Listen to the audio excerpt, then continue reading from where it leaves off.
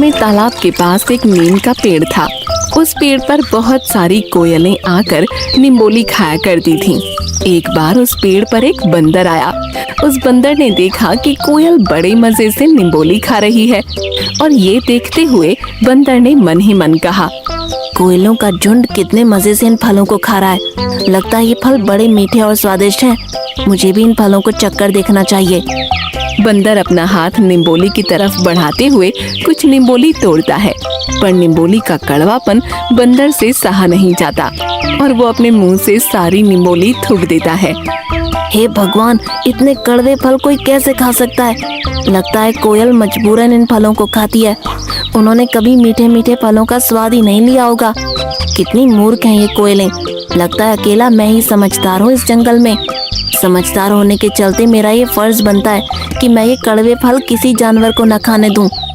और ये सोचकर बंदर ने उसी पेड़ को अपना घर बना लिया। तभी वहाँ पर कोयल का झुंड आ पहुँचा और बंदर ने उन्हें रोकते हुए कहा, अरे मैं तुम लोगों का इंतजार कर रहा था। तुम सब इस पेड़ के कड़वे फल कैसे खा लेते हो?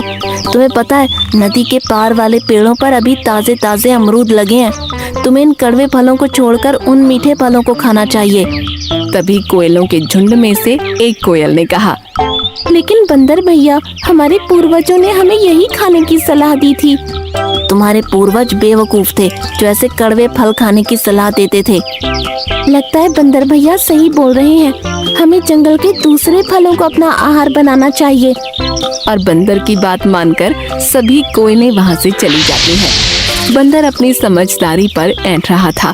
तभी पेड़ ने आवाज लगाकर बंदर से कहा, बंदर भाई, तुमने कोयल को मेरे फल खाने से क्यों मना कर दिया? अब मैं अकेला पड़ जाऊंगा और ये सब तुम्हारी वजह से। तुम्हें प्रकृति के नियम से छेड़छाड़ नहीं करनी चाहिए। चुप करो मूर्ख पेड़। एक तो इतने कड़वे कड़वे फल देते हो, ऊपर से इतनी अकड़। और इसी तरह समय गुजरता गया। अब कोई भी पक्षी नीम के पेड़ पर नहीं आता था। ऐसे ही कुछ दिनों तक चलता रहा। कुछ ही दिनों में जंगल के पेड़ों पर फल लगना बंद हो गए और बंदर इस बात से बहुत परेशान होने लगा। हे भगवान, पता नहीं क्या हो रहा है। पूरे जंगल में घूमकर आ गया मैं, किसी भी पेड़ पर एक भी फल नहीं। तभी नीम का पेड़ बोलता है, हाँ, ये सब बारिश ना होने के कारण हो रहा है। लगता है इस बार बादल हमसे किसी बात पर नाराज है। पहली बार तुमने कोई अक्ल की बात की है। बंदर पेड़ के सबसे ऊपरी छोर पर जा बैठा और जोर जोर से बादलों को आवाज लगाने लगा। ओ बादल काका, कहाँ छुपे हो? इस बार बारिश बरसाने का इरादा नहीं है क्या? जल्दी आओ, मैं तुमसे कुछ बात करना चाहता हूँ। बादल बंदर की बात सुनकर उसके पास आ जाता है।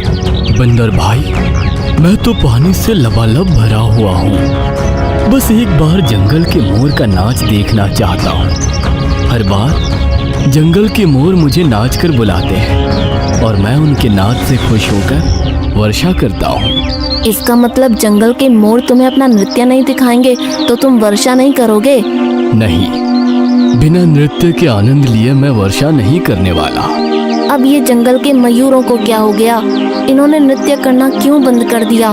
मुझे उनके पास जाकर उन्हें समझाना होगा। और बंदर मोर को जाकर इस बारे में पूछता है, जिसके जवाब में मोर बोलता है, बंदर भैया, नृत्य करना तो हमें बहुत पसंद है, पर हमारे पैर केवल कोयल के सुरीले गीतों पर ही थिरकते हैं। पर कई दिनों से कोयलों के झुंड ने गाना गाना बंद कर दिया है। तुम्हारी समस्या को अब कोयल ही हल कर सकती है। जिसके बाद बंदर परेशान होकर कोयलों के झुंड की तरफ जाता है। जब वह कोयलों से न गाने की वजह पूछता है, तब कोयल जवाब में बंदर को कहती है, बंदर भैया, हमने आपकी बात मानकर कड़वी निम्बोली खाना छोड़ दिया था, जिसके बाद हमारी आवाज बेसुरी हो गई। हमें हमारी पूर्वजों की बात को नहीं नकारना चाहिए था। मुझे माफ कर दो कोयल बहन, ये सब मेरी नासमझी की वजह से हुआ है। मैं अपने आप को बहुत होशियार समझने लगा था और इसीलिए मैंने पेड़ की बात को भी नहीं माना।